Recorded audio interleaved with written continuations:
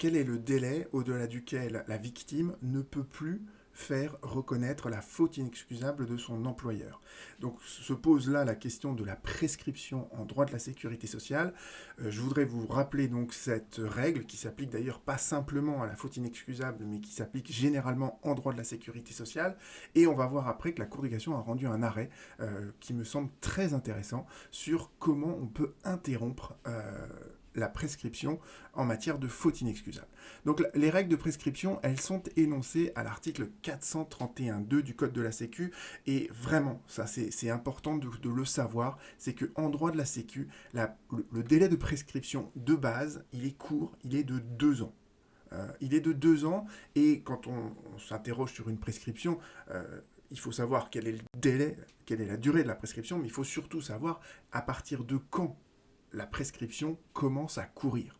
Et donc le code de la Sécu nous dit, en cas d'accident du travail, eh bien c'est le jour de l'accident, et si jamais la victime elle a été arrêtée ensuite et qu'elle a reçu des indemnités journalières de la Sécu, les fameuses IJSS, eh bien en fait dans ces cas-là, le point de départ il est retardé au moment où la caisse cesse de verser les indemnités journalières. Donc ça c'est pour l'accident. Quand vous avez une victime d'un accident qui ensuite fait une rechute, eh bien le délai il commence à courir pour la rechute à compter du moment où le médecin traitant va faire le premier certificat médical de rechute.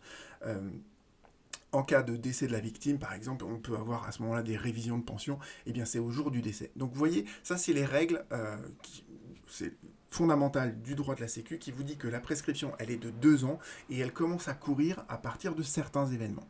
Et ce que nous dit la fin du texte qui est important, c'est que on est en matière de prescription, et la prescription, les règles de base, elles sont dans le Code civil. Et le Code de la Sécu nous dit, eh bien en fait, on applique le Code civil pour savoir à quel moment la prescription va être interrompue ou suspendue.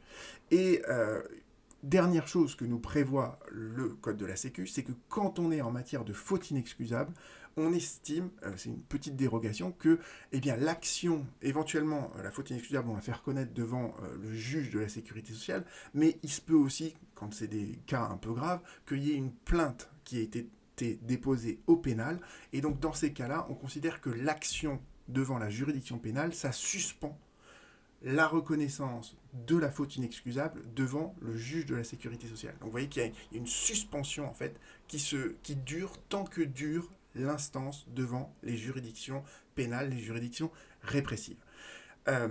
Et dernière petite chose donc, qui est importante de savoir, c'est que dans le Code civil, on dit que la prescription, elle est toujours interrompue par une demande en justice. Quand vous assignez devant un juge, eh bien la prescription, elle est interrompue à partir de la date d'assignation devant le juge.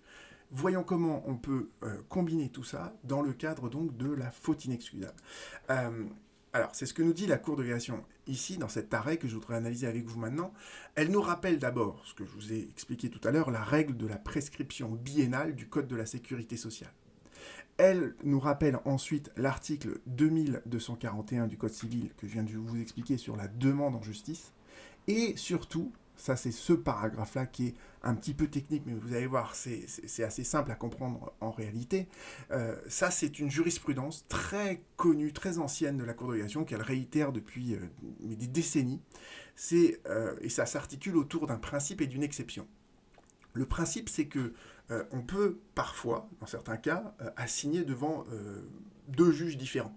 Alors, je vous donne l'exemple là qui s'est produit, c'est que la victime, elle a assigné son employeur devant le conseil de prud'homme, et ensuite, elle veut, devant le juge de la sécurité sociale, faire reconnaître la faute inexcusable de l'employeur. Donc souvent, et je pourrais approfondir cette problématique si ça vous intéresse, mais souvent un même fait va être à l'origine en fait de 2 actions en justice devant 2 juges différents, parce que eh bien, le conseil de prud'homme il statue sur le contrat de travail, et la juridiction de sécurité sociale, elle statue sur toutes les problématiques du droit de la sécurité sociale. Mais c'est 2 juges différents, voyez. Et ce que nous dit la Cour de cassation, c'est que normalement, quand on assigne devant un juge, eh bien, ça n'a pas d'effet sur l'action en justice qu'on pourrait mener devant un autre juge. C'est ce qu'elle nous dit là. Le principe, c'est que l'interruption de la prescription ne peut s'étendre d'une action à une autre. Donc ça, c'est le principe. Mais il y a un tempérament, d'ailleurs ce tempérament, il est assez joli, c'est que les deux actions en justice, elles ont une cause distincte, nous dit la Cour de cassation, mais elles tendent à un seul et même but. Si bien que, nous dit la Cour de cassation, dans ces cas-là, on considère que la deuxième demande en justice, elle est virtuellement comprise dans la première. Et donc vous voyez que là, dans ces cas-là, l'idée de la Cour de cassation, elle est de nous dire que parfois, une action en justice et l'autre, c'est pas exactement la même chose, mais en même temps, virtuellement, vous voyez ce que je veux dire, ça va dans le même sens. Et ce que nous dit la Cour de cassation ici, c'est ça qui est très novateur dans cet arrêt, c'est que la victime, elle avait fait une action devant le Conseil de prud'homme pour obtenir l'indemnisation du préjudice lié à un incident qui s'est produit apparemment le 16 septembre 2008. Et devant le Conseil de prud'homme, vous voyez, on peut très bien dire que, par exemple, l'employeur, il a manqué à son obligation de sécurité. Et donc qui doit indemniser la victime à ce titre. Ou bien que cet incident, ça témoigne de l'existence d'un harcèlement moral ou d'une discrimination dont on demande la réparation. Donc vous voyez que devant le Conseil de prud'homme, cet incident, qui n'est pas mieux caractérisé là, il peut faire l'objet en fait d'une demande de la part du salarié contre son employeur pour être indemnisé.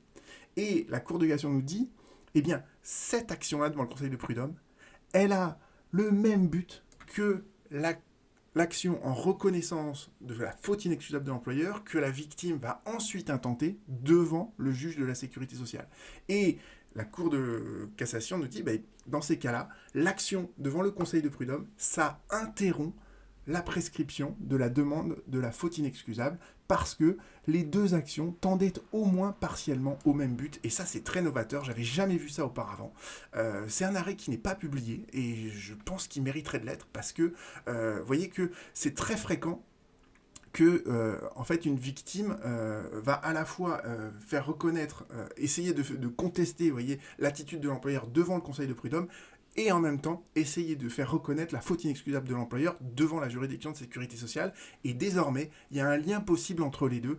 L'action devant le CPH va interrompre la prescription de l'action devant le juge de la sécurité sociale